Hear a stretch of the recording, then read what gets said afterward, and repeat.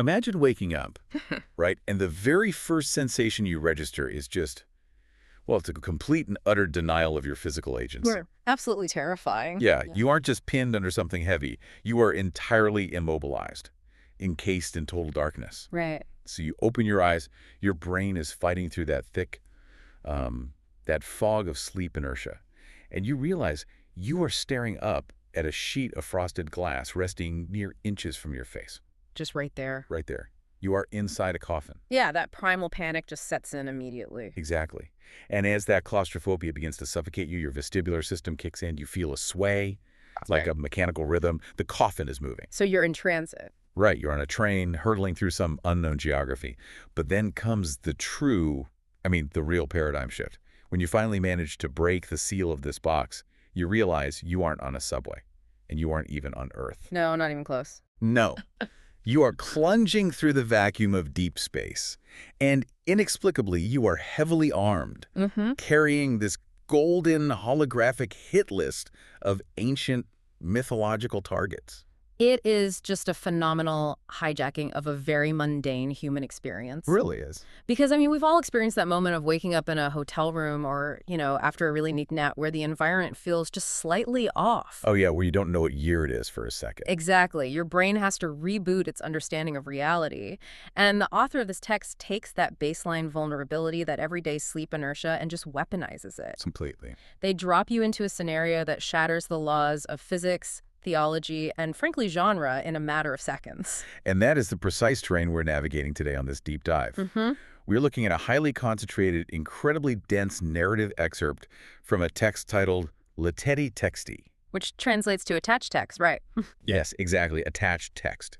And our mission today is to completely deconstruct this layered micro-narrative. We're going to analyze the mechanisms the author uses to seamlessly blend the gritty, decaying aesthetics of a noir thriller, right, of the cold isolation of hard science fiction. And then violently collide both of those with the heavy symbolic weight of ancient biblical mythology. Yes, it's such a wild mix. And, for you listening, even though this is a fictional excerpt, analyzing how stories build suspense like this, how they blend genres, it's essentially a masterclass in creative thinking and understanding narrative structures. Oh, 100%. And we're going to look specifically at how that collision operates on a mechanical level, because this isn't just a stylistic choice. Right, it's structural. Exactly. It's a structural architecture designed to keep the reader fundamentally unmoored. When you analyze a text that packs this much world building into just a few paragraphs, you are looking at incredible narrative efficiency. Yeah, it's really the manipulation of audience expectations at its finest. It is. So I want to start right at the beginning with the anatomy of this sensory panic. The text introduces us to our protagonist, Samuel, who wakes up with a violent start inside this coffin-like pod. Right. And the sensory details are just immediately oppressive. He has to physically wipe the frosted glass with his hand just to see out. Which tells us so much right away. Frosted glass implies a temperature differential, right? Yeah, like his breath is condensing and freezing on the glass. Exactly. It's tactile. And what he sees through that smeared glass is a dim train carriage lit by these vague blue lamps glowing on the ceiling. A very cold, sterile kind of lighting. Right, but here is the detail that completely disrupts the scene for me. In the dim glow of those blue lamps, Samuel sees moths. Yes. The moth. Moths are fluttering around, bumping into each other. And I have to push back on the typical sci-fi reading here. Okay, go ahead. If you were in a high-tech stasis pod on a space train, the environment should be pristine, right? Putting moths in there feels less like a stylistic quirk and more like a deliberate contamination of the genre. Oh, it is an absolute contamination. And that is precisely where the horror is generated in this opening. Right. Because true horror isn't necessarily created by just, introducing a monster. It's created by the juxtaposition of the sterile and the decaying. Wow, yeah. Think about the physical mechanism of a stasis pod. It implies cryogenics, medical preservation, clinical control. It's supposed to keep you safe from time, safe from aging. Exactly. It's an environment designed to halt biological degradation. But moths, fundamentally, they represent the exact opposite. They're pests. They are agents of decay. They feed on forgotten fabrics. They are drawn to dying, flickering light sources. You find them in attics, in abandoned houses. Places that time has left behind. Right. So, by introducing moths into what should be a sterile cryogenic chamber, the author is signaling that the system is failing. Ah, so they are signaling that the environment violates its own rules. Precisely. When you put a moth inside a medical facility, you instantly corrupt the promise of safety that the facility is supposed to provide. The high-tech coffin is no longer a place of preservation. It has become a place of neglect. That subtle biological intrusion just hacks your nervous system. It really does. It tells you, before Samuel even fully realizes it, that whatever institution or power put him in that pod is either dead, dying, or just profoundly careless. That completely reframes the entire opening for me. It's not a clean awakening. It's an awakening into ruin. Yes. And the physical reality of that ruin sets in immediately. So Samuel feels the train sway slightly and curve to the left. Right, the kinesthetic detail. Yeah, and when he tries to react to that movement, he discovers he's strapped down. But the author is very specific about the restraints here. He is strapped across his chest and his legs. Which is terrifying. It is. He feels around desperately in the dark, searching for a release mechanism, and he finds that there is no handle on the inside of the pod. The absence of an internal handle is the ultimate removal of agency. It transitions the pod from a medical device into a prison cell. Exactly. But let's look at the specific anatomy of those restraints. Pinning the chest and the legs isn't just a random detail. Why do you say that? Well, the chest houses the lungs. Right. So restricting it triggers this primal mammalian fear of suffocation. Oh, like sleep paralysis. Very much like that. And then the legs, they are the engine of your flight response. Right, you can't run. So by neutralizing the breath and the ability to run, the author is attacking the two most basic biological imperatives for survival. I'd even argue that the swaying of the train compounds that helplessness. Oh, how so? Well, if you are strapped down and you feel a vehicle curving to the left, you're experiencing lateral G-forces, right? Your inner ear registers the motion, but your visual cortex is trapped looking at frosted glass. Oh, that disconnect. Yeah. The disconnect between what Samuel feels and what he can actually see induces a kind of narrative motion sickness. It spikes the adrenaline because his body is being moved through space without his consent. That kinesthetic empathy is critical here. The author forces you, the reader, to inhabit Samuel's physical panic. The text explicitly notes that he wipes the glass further, gasping for air as his heart pounds. We aren't observing his terror from a distance. No, we're right there with him. We are experiencing the restriction of the straps, the lack of oxygen, and that erratic pulse right alongside him. But the narrative doesn't let him stay in that state of sheer panic, which I find really interesting. Right. This is where we learn the first crucial piece of information about who Samuel actually is, even if his own memory is completely fragmented. He forces himself to adapt. Yes, he does. Instead of thrashing against the straps until he exhausts himself, he consciously takes control of his autonomic nervous system. Which is not a normal reaction. Exactly. He tells himself to breathe calmly, he feels for his wrist, and he actively monitors his pulse until it slowly settles. Right, and that is a highly specialized response. That is not how a regular civilian reacts to waking up buried alive. No, I'd be screaming. We all would. That is a trained tactical methodology. It implies military or intelligence conditioning. Right. He is overriding a biological panic response with procedural discipline. And that discipline is literally the only thing that allows him to perceive his environment clearly enough to find the exit. And his forced calm allows him to notice a tiny detail on the glass. He sees a transparent plate embedded in the frost, and on this plate there is writing in Hebrew. A huge pivot. Massive.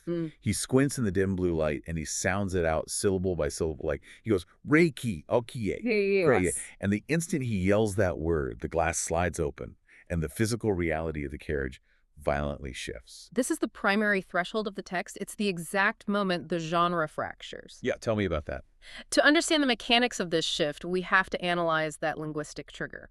Rekia is not just some random sequence of letters functioning as a sci-fi passcode. Right. In biblical Hebrew, Rekia is the word used in the Genesis creation narrative. It translates to the firmament. The firmament being the dome that separates the heavens from the earth. Yeah, right? precisely.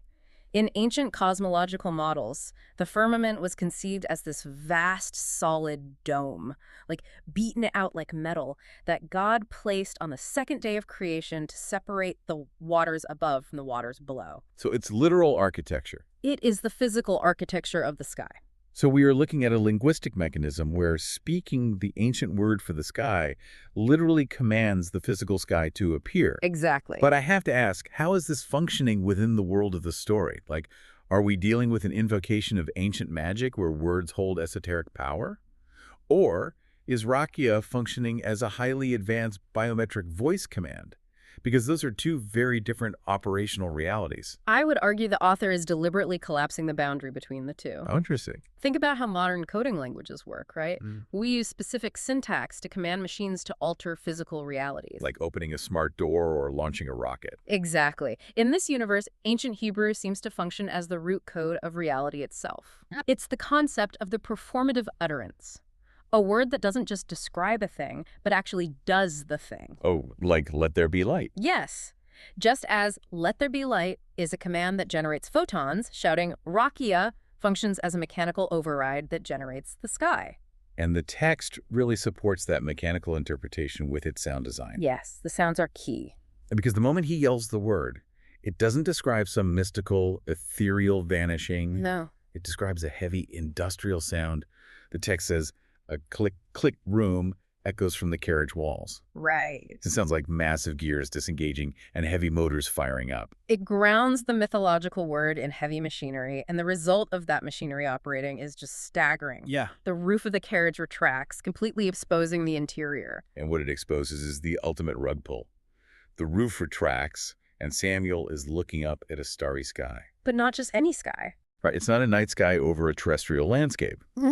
He specifically identifies the blue constellation of the Pleiades and a brightly shining nebula among the stars. Yeah. The train is not on Earth. It is plunging through deep space. And the psychological whiplash of that environmental shift, I mean, it cannot be overstated. It's dizzying. You are taking a character and a reader who has just acclimated to the ultimate claustrophobia of a sealed coffin, right? Yeah. And you instantly hurl them into the ultimate agoraphobia of an infinite vacuum. Oh, that's such a good way to put it. Ooh. Claustrophobia to agoraphobia. The scale shifts from inches to light years in a fraction of a second. And Samuel is entirely physically unprepared for that scale. Completely. He manages to climb out of the open coffin, and the text notes he is practically naked and feeling chilly. Which is an understatement. Yeah. If you are suddenly exposed to the ambient temperature of a nebula, chilly feels like a massive understatement. Sure. But the visual design of the carriage heightens this exposure even more. The floor and the walls of the carriage are black and translucent, and they are reflecting the starry sky above. That architectural detail is so insidious. Why? Because by making the floor translucent and reflective, the author dissolves the ground beneath Samuel's feet. Oh, God, yeah. He isn't just looking up at the cosmos is beneath him. It's surrounding him. Like walking on glass over a skyscraper, but worse. Much worse. It creates a terrifying optical illusion of freefall. He basically appears to be floating naked in a glass box in the middle of a stellar void. It strips away the final illusion of safety. Because if the floor reflects the void, there is no foundation. Exactly. But standing naked and freezing in a translucent space train isn't a survivable state. The sheer hostility of the environment forces him out of shock and into action. Right, the survival instinct kicks back in. Yeah, he needs thermal protection, and he needs to figure out how to defend himself against whatever put him there in the first place. And this necessity drives him to explore the carriage, which leads him straight to the armory. And the contents of that armory introduce the second major genre collision of the text. Oh, I love this part. He moves from biological vulnerability to tactical agency, but the tools provided to him, they complicate our understanding of the universe even further. Let's look at the mechanics of this armory. So he spots a large, black, metallic cabinet built into the wall. On the front is an electronic plate displaying the number 12 in red. Okay. He touches the plate, it makes an electronic chirp, and the doors pull open automatically, revealing an interior lit by blue lights. The aesthetics here are heavily stylized. Very. It's almost pulling from cyberpunk visual language, the stark black metal, the glowing red digits, the cold blue interior lighting. Yeah, it feels like a video game. Exactly. It's designed to look hyper-modern, efficient, and lethal. But the gear hanging in those blue lights is incredibly contradictory. Yeah. So contradictory. Inside this voice-activated, spacefaring, high-tech locker, he finds a white space-style suit. Which makes sense. Right, that tracks perfectly. He needs pressure and thermal regulation in space. Yeah. But layered with that spacesuit is a black bulletproof vest. Yeah. And hanging beneath it is a tactical belt equipped with a standard 9mm pistol in a holster, loaded with heavy magazines. It is a profound anachronism. I look at this loadout, and it feels like putting a standard padlock on a bank vault made of reinforced glass. That's a great analogy. It just protects against the entirely wrong kind of threat. If you are operating the vacuum of deep space, with technology advanced enough to build translucent star trains, why on earth are you arming your operatives with a kinetic, gunpowder-based 9mm pistol? Right. Where are the directed energy weapons? A 9mm bullet in space feels functionally useless. Why do you say that? Well, if you puncture an enemy's spacesuit, the vacuum of space will kill them long before the blood loss from a 9mm round does. That is a highly logical observation, which means we have to analyze why the author specifically chose this weaponry. It can't just be an oversight. No, it isn't a mistake. It's a thematic statement. Okay. A 9mm pistol and a Kevlar vest are tools of localized, intimate violence. Yeah, like SWAT gear. Exactly. They are designed for close-quarters urban combat. So by equipping Samuel with these specific tools, the author is communicating the exact nature of the threat he is about to face. You're suggesting the enemy doesn't fight with lasers or ship-to-ship torpedoes. Exactly. The vest implies that whoever he is fighting uses physical projectiles. They shoot kinetic bullets. Yeah. They engage in close-range firefights. It grounds this sprawling cosmic sci-fi setting in a brutal, gritty, militaristic reality. That's fascinating. Furthermore, relying on gunpowder and lead in a hyper-advanced setting suggests a universe where technology might be highly advanced in terms of transit and cryogenics. But combat hasn't evolved. Yes. Or maybe it has regressed or remained anchored in visceral physical trauma. It removes the clean, sterilized distance of a laser blast and forces the combat to be bloody, loud, and physically intimate. That makes the reality of his situation so much darker. It does. He isn't an explorer charting a nebula. He is an assassin or a soldier drafted into a trench war that just happens to be taking place among the stars. Beautifully put. And the organizational structure of this war is hinted at through the branding on his gear. The cabinet was marked with a red 12, right? Right. And as he continues searching the locker, he finds a strange case attached to the belt. The controller. Yes. This is where the text begins to weave theology directly into the tactical hardware. Right, so he pulls out a device that looks like a heavy remote controller. He presses a button, and it lights up blue with red keys. And on the bottom edge of this controller is a small engraved plate that reads 12 disciples. Let's analyze the semiotics of that label. Please do. In Western literature and historical theology, the number 12 is arguably the most potent symbol of cosmic order and divine administration. Right, like the tribes of Israel. Exactly. You have the 12 tribes representing the foundation of the Old Covenant and the 12 apostles representing the foundation of the New. So it's a structural number. Yes. It signifies a complete, divinely sanctioned governing structure. But mapping that holy structure onto a literal piece of hardware like a controller with red keys is deeply unsettling. Oh, very much so. What is he actually controlling? If he has a 12 disciples controller, does that mean he is directing a swarm of 12 autonomous drones? Maybe. Or is it a navigation protocol for the train? Or is it a communication device linking him to 11 other assassins? See, the ambiguity is the point. But the implication is undeniable. Samuel is operating under a chain of command that utilizes the nomenclature of religious fundamentalism. It elevates his loadout from standard military issue to something dogmatic. Yeah. He isn't just following orders from a general. The hardware itself implies he is executing a mandate that considers itself holy. It literalizes the concept of a crusade. Exactly, a literal crusade in space. And you can feel Samuel's psychological shift as he interacts with this gear. Yes, the physical action. Right. He presses the button, turns the controller off, and calmly stows it away. He proceeds to put on the white suit, strap the black vest over his chest, and secure the 9mm to his hip. The physical act of putting on armor is a profound psychological threshold. It really is. It is the transition from prey to predator. Wow, yeah. Think about it. The vest replaces the restrictive straps of the coffin. Oh, that's a great parallel. He is reclaiming the physical space of his body. By arming himself, he integrates with the logic of the train. He accepts that violence is the required currency of this environment. But accepting the necessity of violence is one thing. Discovering who you are supposed to inflict it upon is another entirely. Very true. And the final items Samuel discovers in the armory push this narrative past the realm of gritty sci-fi and plunge it straight into literalized myth. Right. We move from the tactical utility of the 9mm to the absolute surrealism of the targets. So Samuel notices a specialized shoulder pocket on his spacesuit. The exterior of the pocket bears a golden shield, and pinned to that shield is a white heart jewelry pin. Okay. The pocket is bulging. He unseals it and pulls out a deck of cards. But it's not a standard paper deck. No.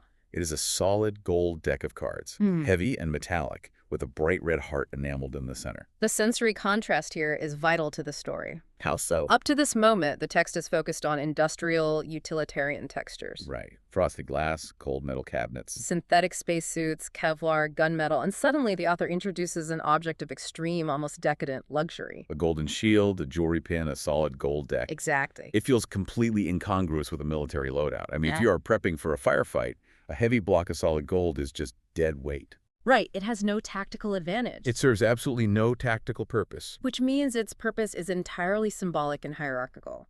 It introduces the aesthetics of a high roller casino, of royalty, of immense wealth, directly into a combat zone. That's so weird. It tells us that the forces behind Samuel's mission operate with unlimited resources and a penchant for theatricality. It's flashy. Very. This isn't a covert utilitarian strike. It is a grand orchestrated performance. And the performance plays out on the cards themselves. Yes, the activation. Samuel opens a golden deck and extracts 2 cards. They are completely black. One has the word Joker written in stark red text, and the other is marked Queen. Standard playing card archetypes. Exactly. But as he flicks the metallic cards in his stiff hands, the surface of the cards activates. They function like high-resolution screens, displaying video-like images. The integration of dynamic digital video onto elemental solid gold playing cards is just a beautiful piece of speculative technology. It really is. It bridges the ancient elemental weight of gold with hyper-modern display tech. But the images displayed on these beautiful golden cards are pure, unadulterated horror. Yeah, they're gruesome. The card labeled Queen displays a grotesque woman in a vibrant red dress, and blood is actively dripping from her mouth. Ugh. The card labeled Joker shows something even less human, a figure that is described as blacker than black, pulsating with darkness. Unsettling. And beneath these terrifying looping videos, digital text types out, identifying them as targets.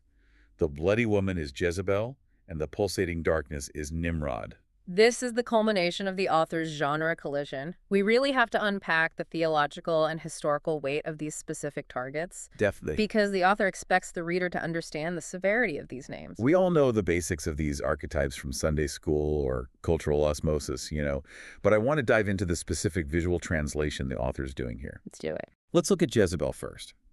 We know her historically as the Phoenician princess who married King Ahab, and she is universally recognized in literature as the archetype of corruption, false prophecy, and the violent suppression of the divine order. Right. But the author doesn't give us a historical portrait. They give us a grotesque woman in a red dress, dripping blood. Well, by focusing on the grotesque and the bloody, the author bypasses her political history and focuses entirely on her mythological resonance and her violent demise. Right, her death. Yes. In the biblical text, Jezebel's death is exceptionally brutal. She was thrown from a window, right? Thrown from a window, trampled by horses, and consumed by dogs. Yikes.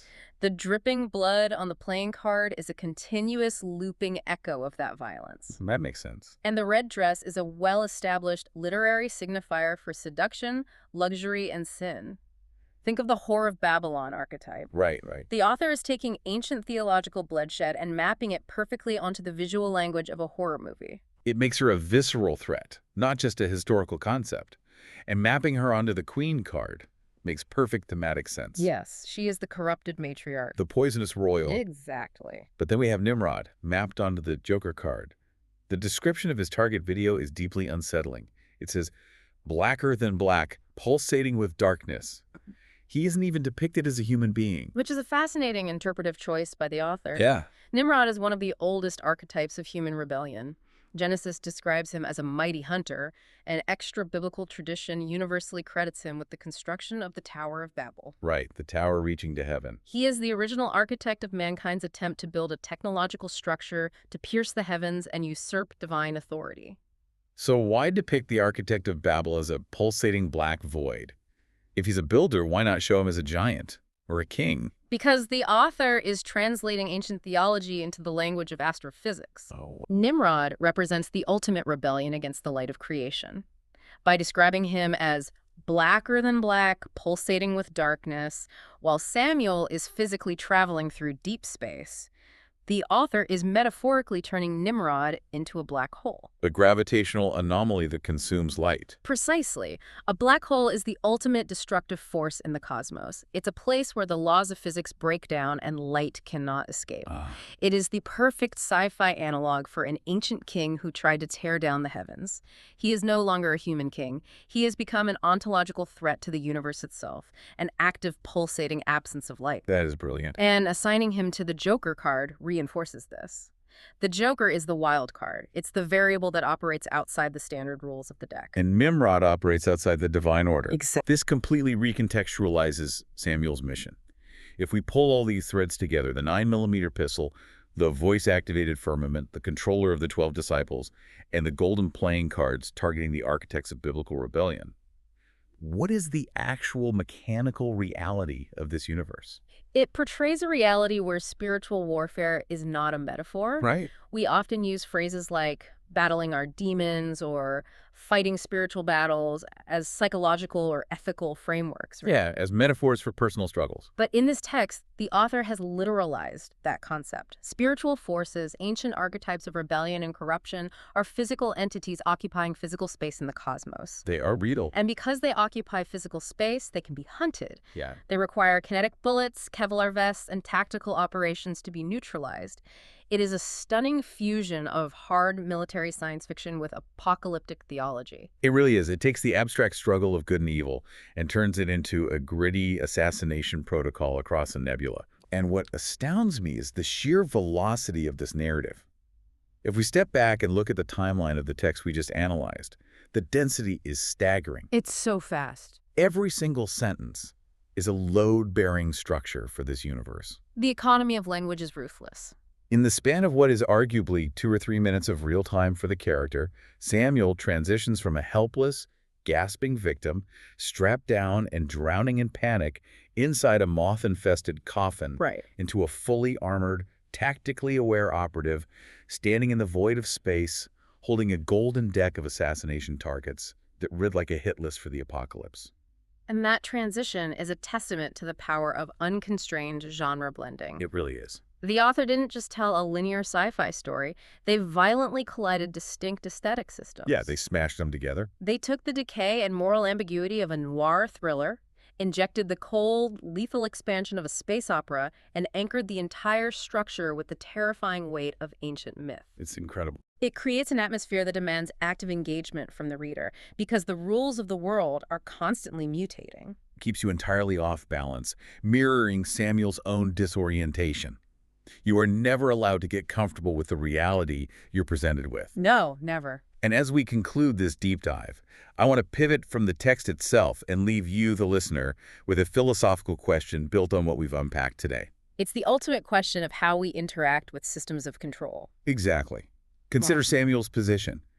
The text drops us into his mind at the exact moment of his awakening. Right. He possesses no memory of how he got into the coffin.